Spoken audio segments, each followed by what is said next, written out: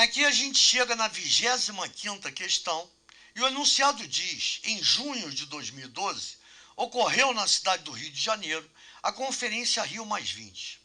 Os principais focos de discussão dessa conferência diziam respeito à sustentabilidade do planeta e à poluição do ar, da água e do ar. Em relação a esse último aspecto, sabemos que alguns gases são importantes para a vida do planeta. A preocupação com esses gases é justificada, pois, de um modo geral, pode se justificar que, e aí vem as alternativas. E aí eu me antecipei e coloco direto a nossa resolução. Por quê? Porque isso aqui é muito objetivo. O ozônio, por exemplo, diz respeito à radiação ultravioleta. O metano e o gás carbônico dizem respeito ao efeito estufa. Já os óxidos de nitrogênio dizem respeito à chuva ácida. Então, quer dizer, cada um tem a sua forma de ação na atmosfera. Só que, o que eu coloco? Que o ozônio está presente na camada de ozônio e está relacionado à radiação ultravioleta, pois é responsável por reter os raios ultravioleta. Até aí, beleza. Só que aí a gente, como sempre, eu acho interessante a gente se aprofundar para poder discutir qualquer coisa e dar a nossa opinião.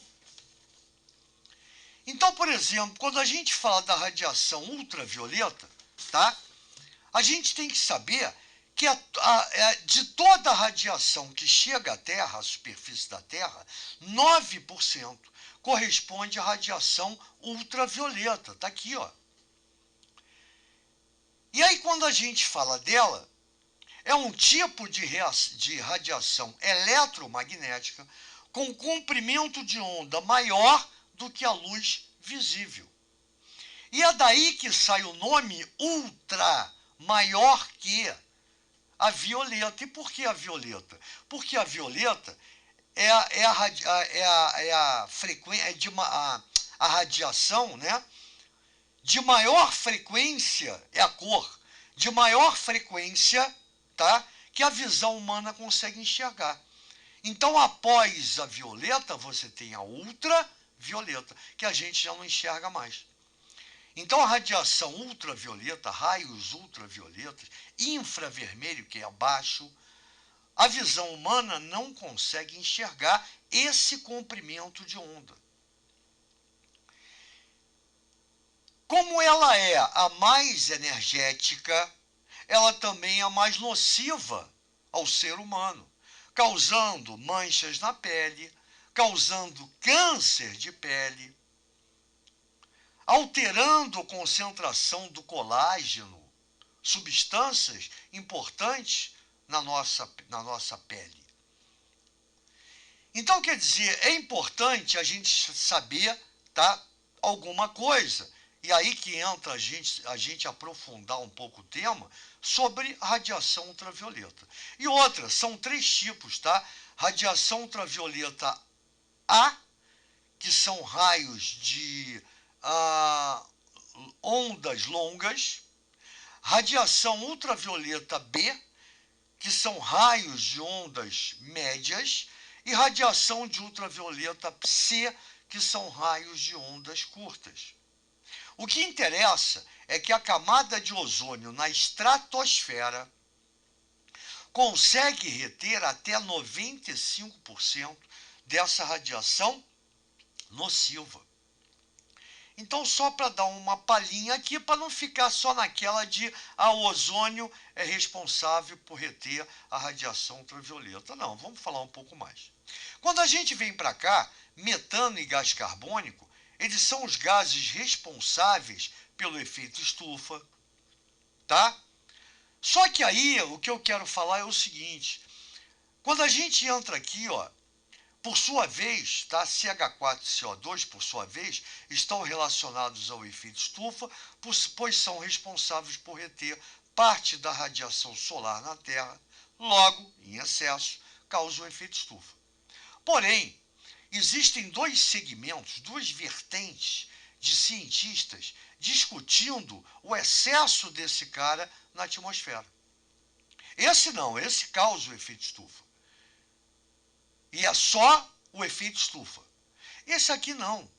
Porque para a plantinha se desenvolver e se tornar uma árvore, é necessário que na fotossíntese ela absorva quem? O gás carbônico. Então, por uma lógica, quanto mais gás carbônico você tiver na atmosfera, mais a plantinha vai absorver e mais árvores imensas nós teríamos no nosso planeta. Então, essa vertente de cientistas acham que o excesso de CO2 causa um efeito estufa, sim, aumento da temperatura do planeta, porém, podem ajudar em zonas desérticas, em áreas desérticas e semidesérticas, produzindo vida verde nesses locais. Olha que loucura! Outra vertente é aquela que diz, não, a quantidade em excesso de gás carbônico aumenta a temperatura do planeta e é nociva a muitas espécies que aqui vivem. Por exemplo, os corais. Porque o mar absorvendo mais CO2, a água se torna mais ácida e com isso mata os corais. O que interessa para a gente, discussão ou não, é que esses dois gases e mais o N2O, que estaria aqui e aqui ao mesmo tempo, são responsáveis pelo aumento de temperatura no planeta. E aí, quando a gente fala de efeito estufa, só para dar um alô, eu quero que uma planta se desenvolva mais rapidamente, segundo uma determinada temperatura. E aí eu coloco essa planta numa estufa, numa redoma de vidro. Por quê? O vidro tem a capacidade de deixar passar a luz do sol e esse calor é retido, ele não é eliminado. Então, quando a gente fala em efeito estufa, é isso. Esses gases, eles têm a capacidade de reter a radiação infravermelha emitida pela Terra. Eles não deixam esses raios infravermelhos saírem da Terra. Isso é o efeito estufa. Com isso, aumenta a temperatura do planeta. Tranquilo? E aí, como última análise, ou aprofundamento, a gente tem os óxidos de nitrogênio, estão aqui, ó, perfeito? E aí não são só os óxidos de nitrogênio, eu vou botar também os óxidos de enxofre, que são eliminados através de uso de combustíveis fósseis do petróleo. Nós temos muitos derivados de enxofre no petróleo. Então, esses caras, juntamente com os óxidos de enxofre, reagem com o vapor d'água da chuva e formam ácidos, estando relacionados à chuva ácida. Então, qual é a nocividade para o ser humano? Não. E quando eu digo não, é porque existe um nível de tolerância de pH que fica em torno de 5,5. Abaixo disso, é nocivo, por exemplo, a uma criação de trutas, que qualquer variação de pH, caindo a chuva ácida, porque quando a chuva cai com pH menor que 5,5, as trutas não resistem, elas morrem. O solo, com uma chuva que tenha pH abaixo de 5,5, se torna um solo ácido, prejudicando a agricultura. Os monumentos produzidos através de mármore ou pedra-sabão, eles são destruídos gradativamente por essa chuva ácida, que tenha pH abaixo de 5,5. E por que eu estou falando nesse nível de pH? Porque, naturalmente, a chuva ela já é ácida, porque na atmosfera você tem o gás carbônico produzindo ácido carbônico. Legal, é um ácido fraco, mas já é ácida. Então, quer dizer, essa variação de 5,5, 6, lembra que 7 é neutro. Então, de 6, alguma coisa, 6,5 até 5,5 é uma chuva naturalmente ácida devido à presença de gás carbônico na atmosfera. Já a eliminação para a atmosfera desses gases de nitrogênio e de enxofre faz com que esse pH diminua. E aí sim é prejudicial, tá? A agricultura, a piscicultura e aos monumentos produzidos através de mármore e pedra-sabão.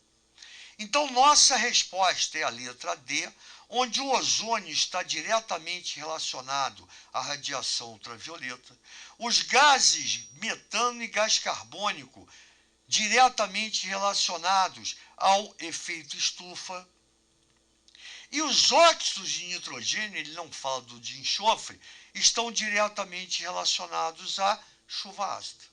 Ponto final. Então, com isso, a gente fecha a questão, ficando claro do aprofundamento de cada tema para a gente poder ter a nossa opinião.